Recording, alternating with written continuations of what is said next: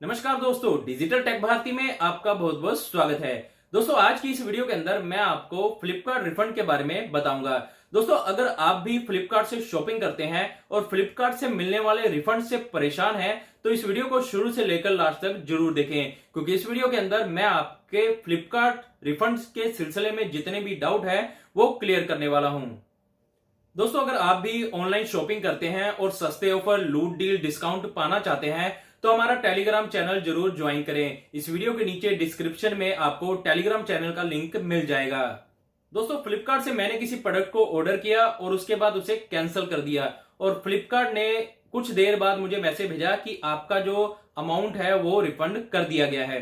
दोस्तों, ऐसा ही आपको भी एसएमएस और मेल आता है कि आपका जो ऑर्डर कैंसिल हुआ था उसका रिफंड आपको कर दिया गया है। परंतु जब आप अपना बैंक अकाउंट चेक करते हैं या क्रेडिट कार्ड चेक करते हैं, उसका स्टेटमेंट चेक करते हैं, तो वहां पर आपको किसी भी तरीके का अमाउंट जो है वो नहीं दिखाई देता रिफंड का।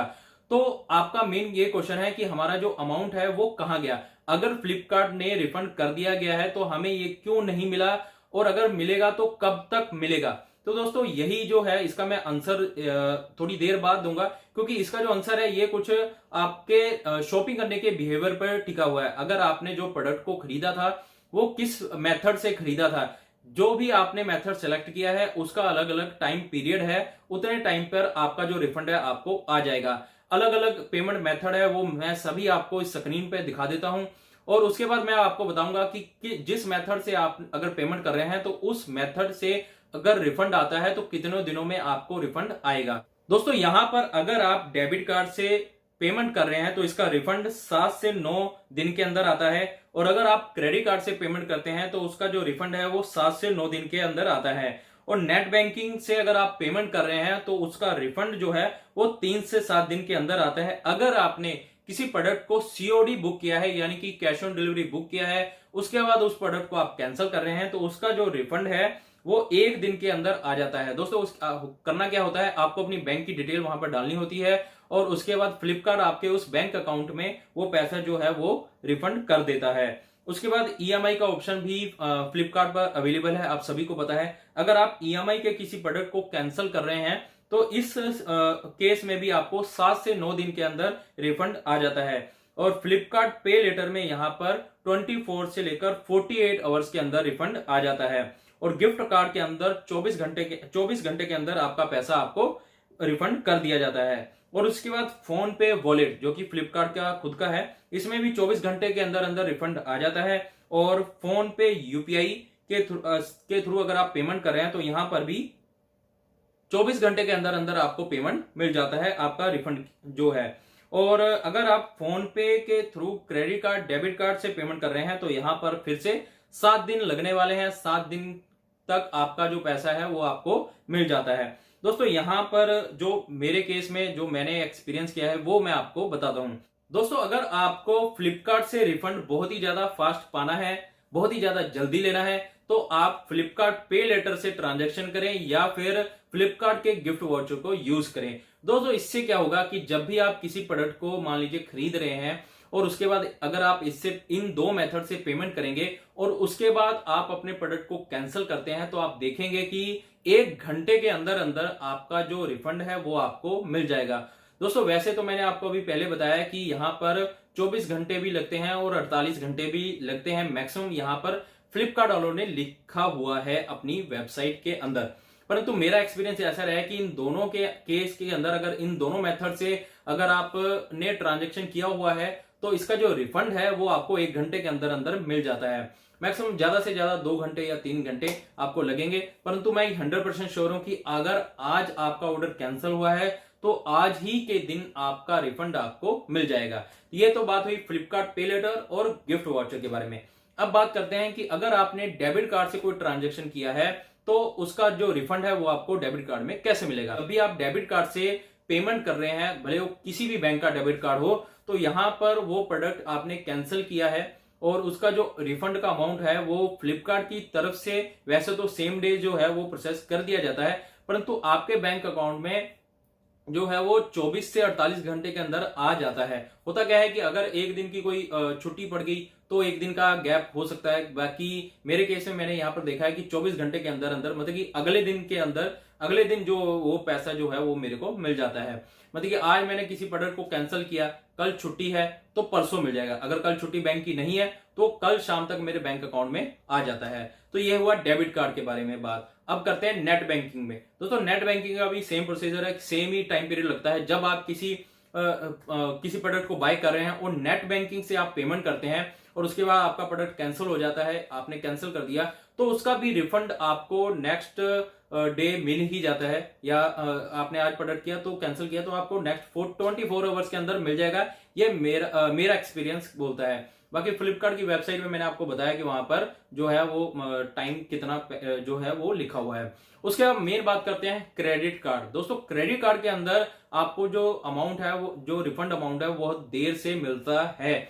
ये मैसेज आपको बाद में आता है, ये आपकी स्टेटमेंट में देर दिखाता है। परंतु आप देखेंगे कि आपका करंट स्टेटमेंट में तो आप देखेंगे कि वो 10 दिन लग गया, 15 दिन लग गया, परंतु आपका जब बिल जनरेट हो जाता है तब आप वहां पर डेट देख के हैरान हो जाएंगे कि जिस दिन पर आपने ऑर्डर दिया था सेम डे आपके स्टेटमेंट में रिफ्लेक्ट दिखाई देगा कि सेम डे ही फ्लिपकार्ट की तरफ से रिफंड आ गया। तो ये बात मैंने जो है वो अपने एक्सपीरियंस से आपको बताई कि जो रिफंड का अमाउंट है, जैसे मैंने आज एक्सिस बैंक के Flipkart axis bank credit card से किसी प्रोडक्ट को ऑर्डर दिया और उसके बाद आज ही उसे कैंसिल कर दिया, तो मैं आपको बता दूं कि जो मैंने ऑर्डर दिया था उसी का मुझे कम से कम 3 से 4 दिन बाद रिफ्लेक्ट करेगा अमाउंट कि ये मैंने किसी प्रोडक्ट को खरीदा था, ये उसका अमाउंट हुआ। मान लीजिए 10,000 का अगर मैंने प्रोडक्ट खरीदा था तो 10,000 का जो अमाउंट है वो मेरे क्रेडिट कार्ड में कम से कम 3 से 4 दिन बाद मुझे शो करता है। उसके बाद मैंने उस प्रोडक्ट को कैंसिल किया या फ्लिपकार्ट की तरफ से वो कैंसिल हो गया, तो उसके और 4 या 5 दिन बाद मुझे जाके वो दिखता है कि ये आपका जो रिफंड है ये आ गया। मतलब कि अगर क्रेडिट कार्ड से आप पेमेंट कर रहे हैं और आपको जो ये पता चलेगा वो कम से कम 10 दिन लग जाएंगे। आप 10 दिन हाथ में रखिए अगर आप क्रेडिट कार्ड से पेमेंट कर रहे हैं। हाँ, अगर आप बिल जनरेट होने के बाद अपनी स्टेटमेंट चेक करेंगे तो वहां पर आपको सेम डे ही दिखाई देगा कि आपका रिफंड आपको मिल गया है। उसके बाद आप फोन पे वॉलेट से करेंगे तो वहां पर भी आपको जो रिफंड है वो बहुत जल्दी मिल जाएगा। जैसे ही सपोज करिए आपके घर पे जो ऑर्डर आया हुआ था वो आपने पिकअप कराया, पिकअप जैसे ही हुआ वैसे ही जो है वो 10 मिनट के अंदर फोन पे वॉलेट के अंदर आपके जो है वो पैसा आ जाएगा। उसके बाद बात करते हैं कि फोन पे वॉलेट, फोन पे यूपीआई से जो आप पेमेंट कर रहे हैं तो उसका पैसा कैसे आएगा। तो वो दोस्तों वो भी आपको 5 से 6 घंटे के अंदर जो है आपका पैसा आपको रिफंड आ जाएगा। आपको कोई परेशानी नहीं लेनी है, आपका पैसा 100% आपको मिल जाएगा। दोस्तों बहुत सारे लोगों का ऐसा भी कहना होगा कि मान लीजिए 15 दिन तक कोई भी अमाउंट जो है वो रिफंड नहीं आए तो हमें क्या करना है।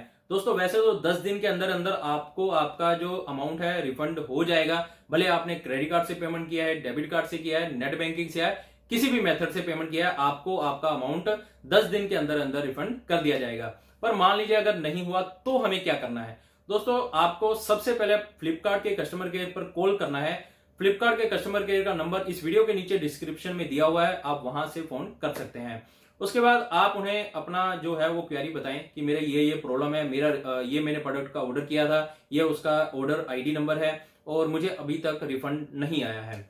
उसके बाद दोस्तों वो चेक करेंगे, चेक करने के बाद आपको बोलेंगे कि आपका रिफंड कर दिया गया है। आप उनसे बोलिए अगर रिफंड कर दिया गया है तो आप मुझे एक नंबर दे दिए। जब भी कोई ट्रांजेक्शन होती है उसका एक जो है वो नंबर जनरेट होता है जिसे आप रेफरेंस नंबर, ट्रांजेक्शन आईडी भी बोल सकते हैं, वो जनरेट होता है। आप उनसे वो मांगे, वो पहले तो डिनाई करेगा, वो देने के लिए मना करेगा।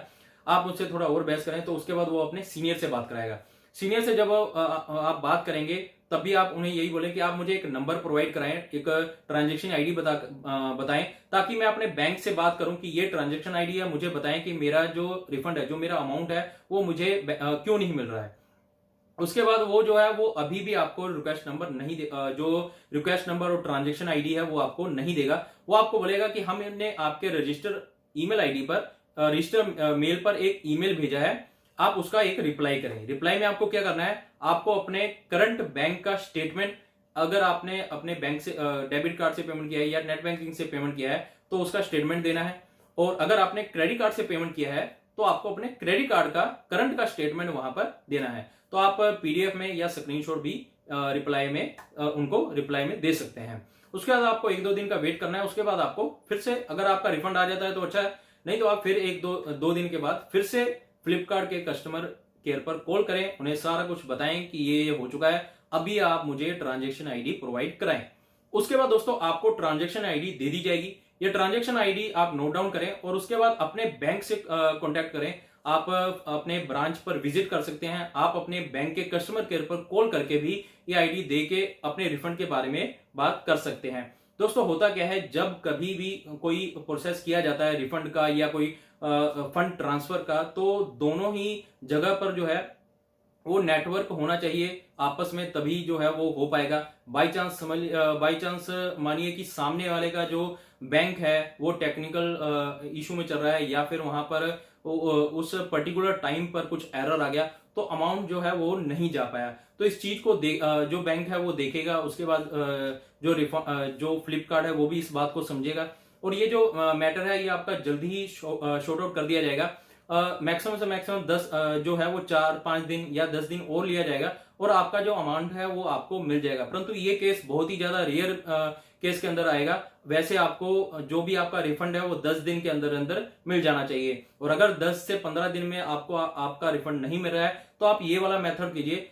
दोस्तों आज की वीडियो के लिए इतना ही। वीडियो पसंद आई हो तो वीडियो को लाइक जरूर करें। वीडियो से संबंधित आपका कोई भी क्वेश्चन हो तो नीचे कमेंट करके पूछ सकते हैं, और अगर आपने हमारा चैनल अभी तक सब्सक्राइब नहीं किया है तो प्लीज सब्सक्राइब कर लीजिए। जय हिंद, वंदे मातरम।